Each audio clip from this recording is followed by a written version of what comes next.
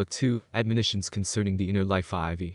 Of a pure mind and simple intention by two wings is man lifted above earthly things, even by simplicity and purity.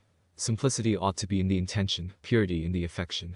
Simplicity raketh towards God, purity apprehendeth him and tasteth him. No good action will be distasteful to thee, if thou be free within from inordinate affection. If thou rakest after and seekest nothing but the will of God, and the benefit of thy neighbor, thou wilt entirely enjoy inward liberty. If thine heart were right, then should every creature be a mirror of life, and a book of holy doctrine. There is no creature so small and vile, but that it showeth us the goodness of God. 2. If thou wert good and pure within, then wouldst thou look upon all things without hurt and understand them aright. A pure heart seeth the very depths of heaven and hell. Such as each one is inwardly, so judgeth he outwardly. If there is any joy in the world, surely the man of pure heart possesseth it, and if there is anywhere tribulation and anguish, the evil conscience knoweth it best. As iron cast into the fire loseth rust, and is made altogether glowing, so the man who turneth himself altogether unto God, is freed from slothfulness and changed into a new man. 3. When a man beginneth to grow lukewarm, then he feareth a little labor, and willingly accepteth outward consolation. But when he beginneth perfectly to conquer himself, and to walk manfully in the way of God, then he counteth as nothing those things which aforetime seemed to be so grievous unto him. Of self-esteem we cannot place too little confidence in ourselves, because grace and understanding are often lacking to us. Little light is there within us, and what we have we quickly lose by negligence. Oftentimes we perceive not how great is our inward blindness.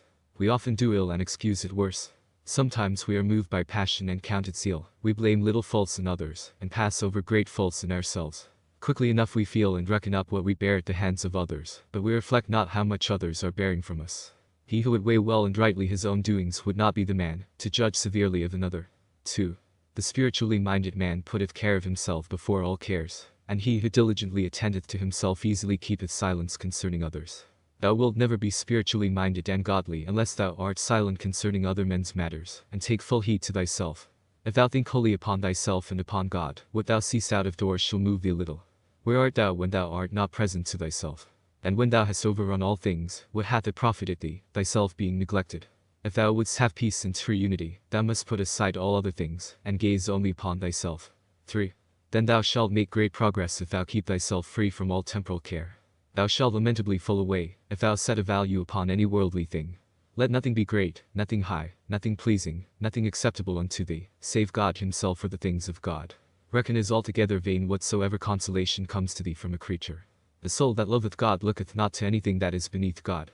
God alone is eternal and incomprehensible, filling all things, the solace of the soul, and the true joy of the heart. Of the joy of a good conscience, the testimony of a good conscience is the glory of a good man. Have a good conscience and thou shalt ever have joy. A good conscience is able to bear exceeding much, and is exceeding joyful in the midst of adversities. An evil conscience is ever fearful and unquiet. Thou shalt rest sweetly if thy heart condemn thee not. Never rejoice unless when thou hast done well. The wicked have never true joy, nor feel internal peace, for there is no peace, saith my God, to the wicked. And if they say we are in peace, there shall no harm happen unto us, and who shall dare to do us hurt? Believe them not, for suddenly shall the wrath of God rise up against them, and their deeds shall be brought to naught, and their thoughts shall perish. 2. To glory in tribulation is not grievous to him who loveth, for such glorying is glorying in the cross of Christ. Brief is the glory which is given and received of men. Sadness always goeth hand in hand with the glory of the world. The glory of the good is in their conscience, and not in the report of men. The joy of the upright is from God and in God, and their joy is in the truth. He who desireth true and eternal glory careth not for that which is temporal, and he who seeketh temporal glory, or who despiseth it from his heart, is proved to bear little love for that which is heavenly. He who careth for neither praises nor reproaches hath great tranquillity of heart. 3. He will easily be contented and filled with peace, whose conscience is pure. Thou art none the holier if thou art praised, nor the viler if thou art reproached. Thou art what thou art, and thou canst not be better than God pronounceth thee to be. If thou considerest well that thou art inwardly, thou wilt not care what men will say to thee. Man looketh on the outward appearance, but the Lord looketh on the heart. Man looketh on the deed, but God considereth the intent. It is the token of a humble spirit always to do well, and to set little by oneself. Not to look for consolation from any created thing, is a sign of great purity and inward faithfulness. 4. He that seeketh no outward witness on his own behalf, showeth plainly that he hath committed himself wholly to God. For not he that commendeth himself is approved, as St. Paul saith, but whom the Lord commendeth. To walk inwardly with God, and not to be held by any outer affections, is the state of a spiritual man. 5. Of loving Jesus above all things blessed is he who understandeth what it is to love Jesus, and to despise himself for Jesus' sake. He must give up all that he loveth for his beloved, for Jesus will be loved alone above all things. The love of created things is deceiving and unstable, but the love of Jesus is faithful and lasting. He who cleaveth to created things will fall with their slipperiness, but he who embraceth Jesus will stand upright forever. Love him and hold him for thy friend, for he will not forsake thee when all depart from thee, nor will he suffer thee to perish at the last. Thou must one day be separated from all, whether thou wilt or wilt not. 2. Cleave thou to Jesus in life and death, and commit thyself unto his faithfulness, who, when all men fail thee, is alone able to help thee. Thy beloved is such, by nature, that he will suffer no rival, but alone will possess thy heart, and as a king will sit upon his own throne. If thou wouldst learn to put away from thee every created thing, Jesus would freely take up his abode with thee. Thou wilt find all trust little better than lost which thou hast placed in men, and not in Jesus. Trust not nor lean upon a reed shaken with the wind, because all flesh is grass, and the goodliness thereof falleth as the flower of the field. 3. Thou wilt be quickly deceived, if thou lookest only upon the outward appearance of men, for if thou seekest thy comfort and profit in others, thou shalt too often experience loss. If thou seekest Jesus in all things thou shalt verily find Jesus, but if thou seekest thyself thou shalt also find thyself, but to thine own hurt. For if a man seeketh not Jesus, he is more hurtful to himself than all the world and all his adversaries. V. The intimate love of Jesus. When Jesus is present all is well, and nothing seemeth hard, but when Jesus is not present everything is hard. When Jesus speaketh not within, our comfort is nothing worth, but if Jesus speaketh, but a single word great is the comfort we experience. Did not Mary Magdalene rise up quickly from the place where she wept when Martha said to her, The Master is come and calleth for thee? Happy hour when Jesus calleth thee from tears to the joy of the Spirit. How dry and hard art thou without Jesus? How senseless and vain if thou desirest aught beyond Jesus? Is not this greater loss than if thou shouldst lose the whole world? 2. What can the world profit thee without Jesus? To be without Jesus is the nethermost hell, and to be with Jesus is sweet paradise. If Jesus were with thee no enemy could hurt thee. He who findeth Jesus findeth a good treasure, yea, good above all good, and he who losteth Jesus losteth exceeding much, yea, more than the whole world. Most poor is he who liveth without Jesus, and most rich is he who is much with Jesus. 3. It is great skill to know how to live with Jesus, and to know how to hold Jesus is great wisdom. Be thou humble and peaceable, and Jesus shall be with thee. Be godly and quiet, and Jesus will remain with thee. Thou canst quickly drive away Jesus and lose his favor if thou wilt turn away to the outer things. And if thou hast put him to flight and lost him, to whom wilt thou flee, and whom then wilt thou seek for a friend? Without a friend thou canst not live long, and if Jesus be not thy friend above all thou shalt be very sad and desolate.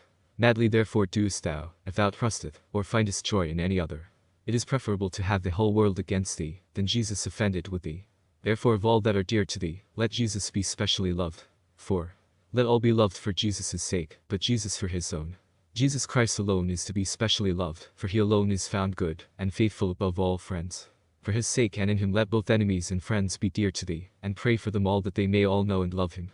Never desire to be specially praised or loved, because this belongeth to God alone, who hath none like unto himself.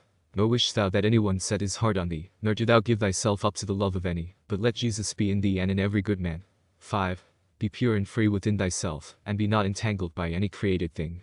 Thou oughtest to bring a bare and clean heart to God, if thou desirest to be ready to see how gracious the Lord is. And in truth, unless thou be prevented and drawn on by his grace, thou wilt not attain to this, that having cast out and dismissed all else, thou alone art united to God.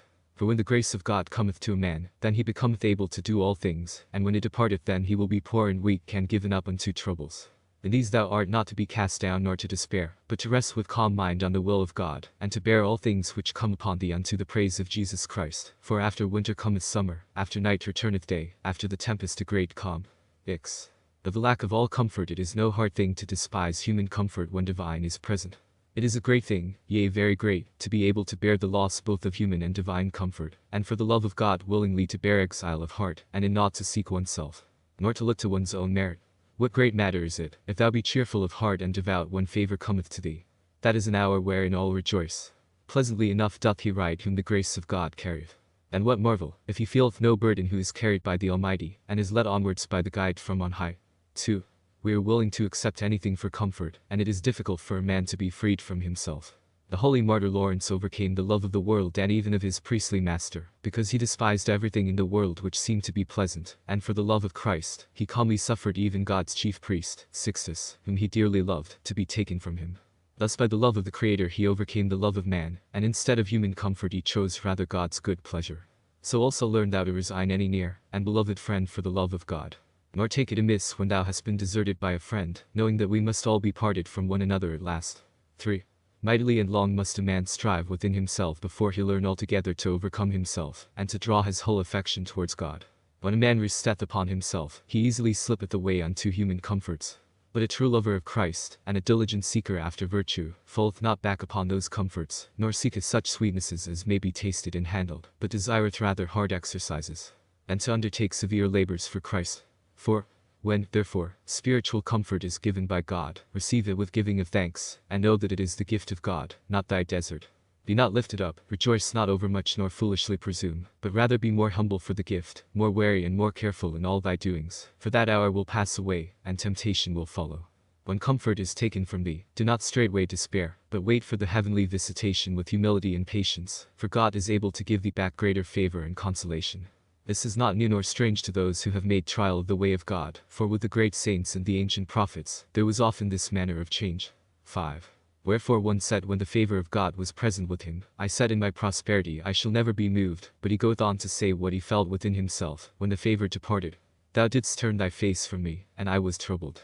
In spite whereof he no wise despaireth, but the more instantly entreateth God, and saith, Unto thee, O Lord, will I cry, and will pray unto my God, and then he receiveth the fruit of his prayer, and testifieth how he hath been heard, saying, The Lord heard me and had mercy upon me. The Lord was my helper. But wherein? Thou hast turned my heaviness into joy, thou hast put off my sackcloth and girded me with gladness. If it was thus with the great saints, we who are poor and needy ought not to despair if we are sometimes in the warmth and sometimes in the cold, for the Spirit cometh and goeth, according to the good pleasure of his will. Wherefore holy Job saith, Thou dost visit him in the morning, and suddenly thou dost prove him. 6. Whereupon then can I hope, or wherein may I trust, save only in the great mercy of God, and the hope of heavenly grace? For whether good men are with me, godly brethren or faithful friends, whether holy books or beautiful discourses, whether sweet hymns and songs, all these help but little, and have but little savor when I am deserted by God's favor, and left to mine own poverty. There is no better remedy, then, than patience and denial of self, and an abiding in the will of God. 7. I have never found any man, so religious and godly, but that he felt sometimes a withdrawal of the divine favor, and lack of fervor. No saint was ever so filled with rapture, so enlightened, but that sooner or later he was tempted. For he is not worthy of the great vision of God, who, for God's sake, hath not been exercised by some temptation. For temptation is wont to go before as a sign of the comfort which shall follow, and heavenly comfort is promised to those who are proved by temptation. As it is written, To him that overcometh I will give to eat of the tree of life. 8. Divine comfort is given that a man may be stronger to bear adversities. And temptation followeth, lest he be lifted up because of the benefit. The devil sleepeth not, thy flesh is not yet dead. Therefore, cease thou not to make thyself ready unto the battle, for enemies stand on thy right hand, and on thy left, and they are never addressed.